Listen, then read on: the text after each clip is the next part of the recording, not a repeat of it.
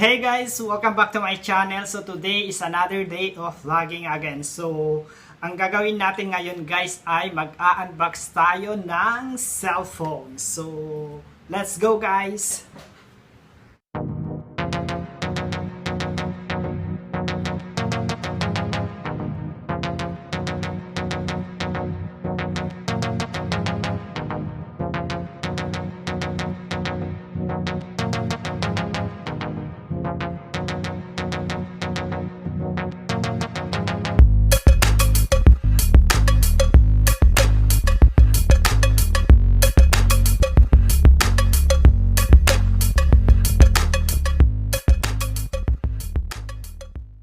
Ito na nga guys, sabi ko kanina mag-a-unbox tayo ng cellphone. So, ito na, nandito na yung ating i-a-unbox. So, let's see guys. Ito, so,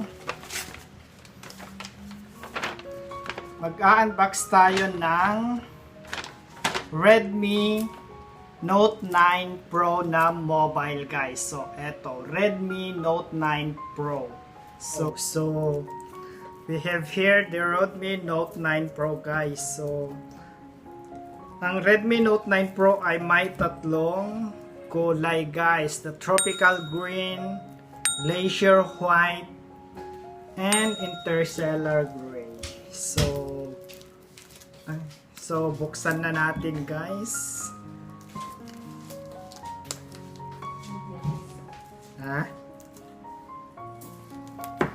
Let's open it. Tatago natin yung resibo kasi kailangan natin to guys for warranty. Ayan. So, open na guys. Ang kinuha ko palang mobile is the Glacier white guys, dahil nagkakaubusan sa market ang ibang kulay. So Glacier white lang yung meron sila.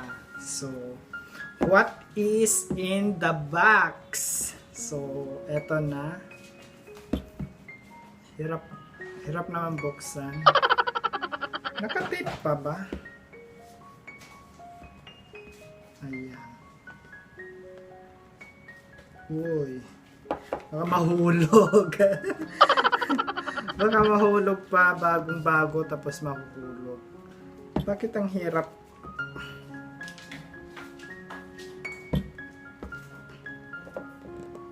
Parang ayaw yata guys. Ayaw. Ayan.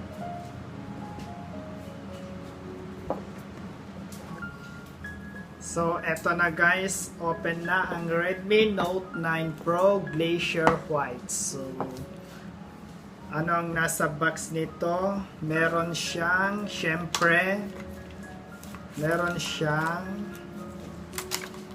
ayan, isang user guide and manual book. Of course, meron din siyang pin removal.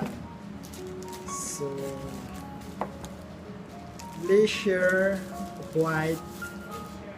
Ito na siya guys. Meron din siyang freebies na jelly casing. Oo, jelly casing guys. Meron din siyang free na jelly. So, tatanggalin natin yung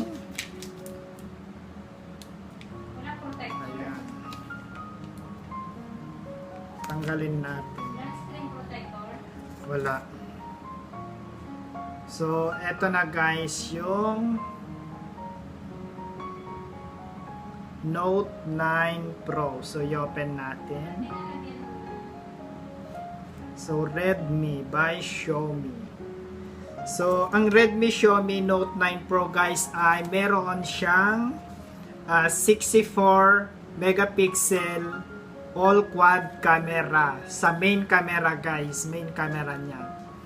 So ang network nito guys is GSM HSP LTE na din siya. So eto na siya guys. Swipe.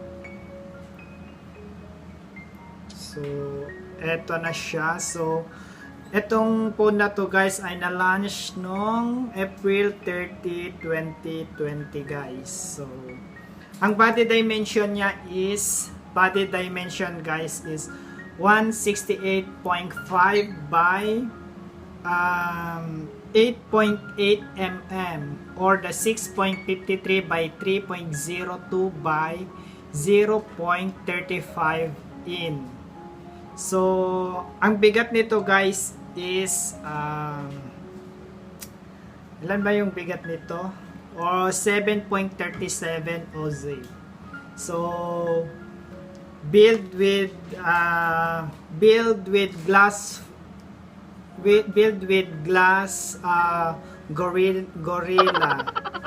Gorilla Glass 5 yung glass front niya guys, and the glass back is Gorilla, pareho lang, Gorilla Glass 5 with a plastic frame and dual SIM din siya guys, nano SIM and dual standby. So, ang maganda dito guys is yung OS niya. Ang OS niya guys is Android 10, then MIUI 11. So, ang chipset niya guys is Qualcomm S7125, then Snapdragon na rin siya na 720G. So, malaki-laki na din yun guys. So, medyo mabilis-bilis na rin siya. And ang CPU niya is octa-core 2x2.3 GHz Cairo or 465 gold and 6x1.8 GHz Cairo 465 silver. So ayun guys, so yung GPU niya is Adreno 618.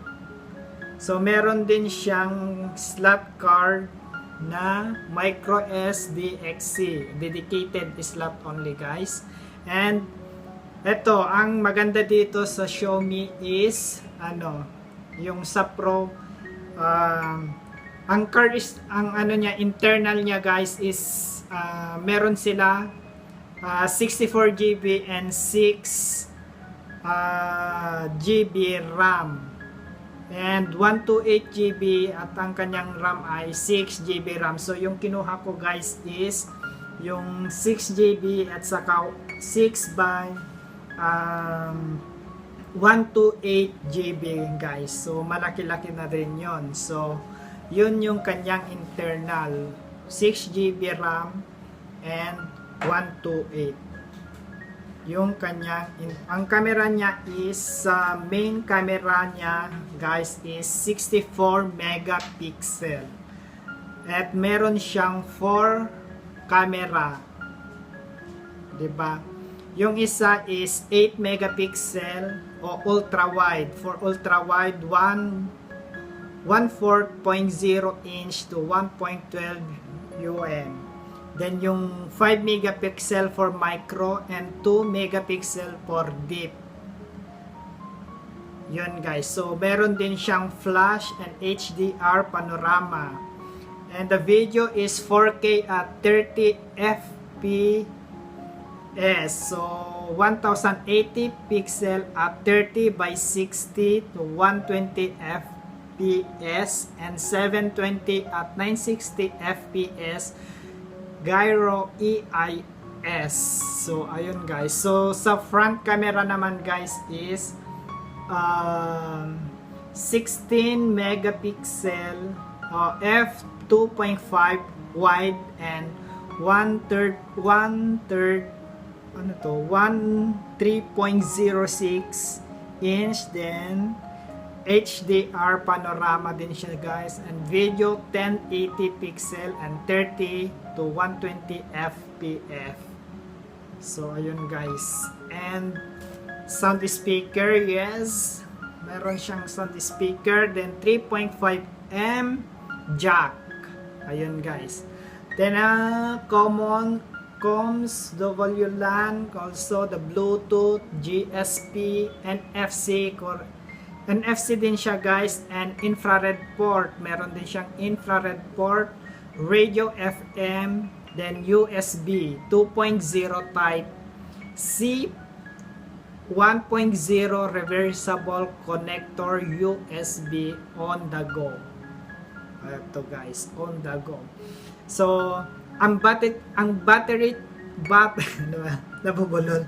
Ang battery charging is non-removable LiPo 5020 mAh battery. So, ito yung maganda dito guys. Hindi siya ganon kadali malobat dahil 5200 mAh na siya. So, parang may power bank ka na rin siya. At saka, fast charging 30 watts. Ayun guys. So, ito ang kanyang laman. So, of course, meron siyang charging connector. At ito yung kanyang adapter na C-type. Ito. Power adapter. So, ayun guys. Type C. So, ito pa pala. Yung price. Ang price nito guys is very affordable. Very affordable siya dahil ang price niya lang guys is 13,990. Maganda na sa camera, maganda na ang pixel ng camera at yung price ay hindi siya ganon kamahal unlike sa mga ibang cellphone guys. So,